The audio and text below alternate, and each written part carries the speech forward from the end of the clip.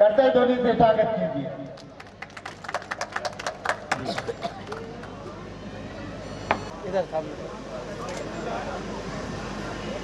आदरणीय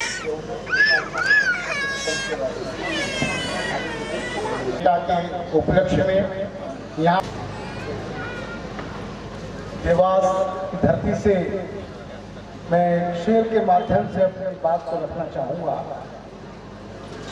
प्रेरणा हमें जब से मिलती है कि मुझे हिंदू या मुसलमान न समझा जाए, मुझे हिंदू या मुसलमान न समझा जाए। मैंने इंसान रहने की कसम खाई है, मैंने इंसान रहने की कसम खाई है। मुझे मजहब के तराजू में न तोला जाए, मुझे मजहब के तराजू में न तोला जाए। दिल्ली से हमारे देश और संसार की खड़ी हस्तलावे पे दुनिया कहती है कि हम चले आएंगे, हम सर के बल चले आए। मेरे भाइयों, मुझे यहाँ कोई भाषण की परंपरा नहीं करनी है, अपने दिल की बात कहनी है, क्योंकि कम्युनल हार्मनी के लिए यहाँ कार्य हो रहा है। ये पावन कार्य है जिसमें कि दिल्ली से चल के एक देवा खुशी हुई है कि बड़ी तादाद निकल के आई हैं और कौमी एकता को इतनी जब ये बात। बंधुओं, मैं दो जानकारियां आपको देना चाहता हूं, क्योंकि हम लोग बैठे आज बात कर रहे हैं कौमी एकता की। तो मौलाना साहब लगाया जा सकता है कि वृक्ष कैसा होगा।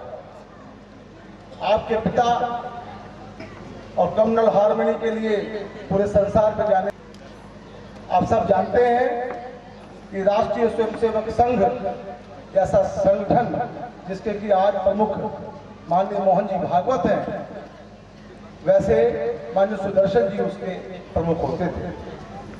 आपके पिताश्री का जब इंतकाल हुआ, मैं चश्मदीद गवाह हूं इस बात का कि सुदर्शन जी स्वयं आकर वहां बैठ गए। कब्र खुदने की जो रस्म होती है वह स्वयं बैठे और उन्होंने कहा कि मेरे भाई की कब्र खुद रही है, इसको ऐसे करिए, इसको ऐसे करिए, इसको ऐसे करिए। बहुत बड़ी बात है। राष्ट्रीय स्वयंसेवक संघ का प्रमुख आज जिनको आप मोहन भागवत जी की शक्ल में देखते हैं, वह वहां बैठ के, मैं गवाह हूं इस बात का साहब। और वह एक ऐसे कम्युनल हार्मनी के लिए शख्सियत दे गए हैं कि जो खुद तो खुद अपने साहबजादे को भी यहाँ इनके लिए तालियां बजाएंगे। आपके पोते बहुत शिक्षित और हमारे बीच में कम्युनल हार्मनी के काम में आगे लगने वाले हैं, इनकी शिक्षा पूरी होने वाली है। मैं बहुत अधिक बात ना रखते हुए एक जानकारी और दूंगा। दतिया जी जानते हैं डीपी सिन्हा साहब। डीपी सिन्हा रिटायर्ड आईएएस, आज उनकी आयु 82 वर्ष होगी। तो हमने उनके आगे प्रस्ताव रखा कि क्यों ना आपको उपराज्यपाल बनाने की कोई प्रक्रिया शुरू की जाए। तो बोले कि कहाँ का? हमने कहा सब दिल्ली का, आपने तो बहुत सेवा की है। तो उन्होंने कहा नहीं, दिल्ली का नहीं बनूंगा। हमने कहा जी क्यों? कहला वहां मेरा बच्चा दिल्ली का गवर्नर है। उस समय नजीबगंज साहब दिल्ली के उपराज्यपाल हुआ करते थे। मैंने कहा साहब समझ में नहीं आई, आप हिंदू, बच्चा आपका मुस्लिम, ये कैसे हो सकता है? उन्होंने कहा साहब ऐसा है, इतिहास आप शायद जानते हैं, पहले आईएएस अफसर को जुडिशियल पावर हुआ। तो उन्होंने कहा कि मेरा संबंध ऐसे आता है कि एक मुस्लिम हमारे पास आए, उनके 4 छोटे छोटे बच्चे उनके साथ थे। उन्होंने कहा कि मेरे साथ नाइंसाफी हो रही है, मेरे दरियागंज के मकान को किसी बदमाश ने कब्जा लिया। आपके पास जुडिशियल पावर है, आप जज हैं, हमारी इस में मदद करें। तो दतिया साहब, डीपी सिन्हा साहब ने एक जमाने में उस परिवार की मदद की। बाद में वो परिवार धीरे धीरे बड़ी बड़ी पोजीशन पे उनके बच्चे चलते गए, जिसमें से एक दिल्ली के नजीबगंज उपराज्यपाल लगे।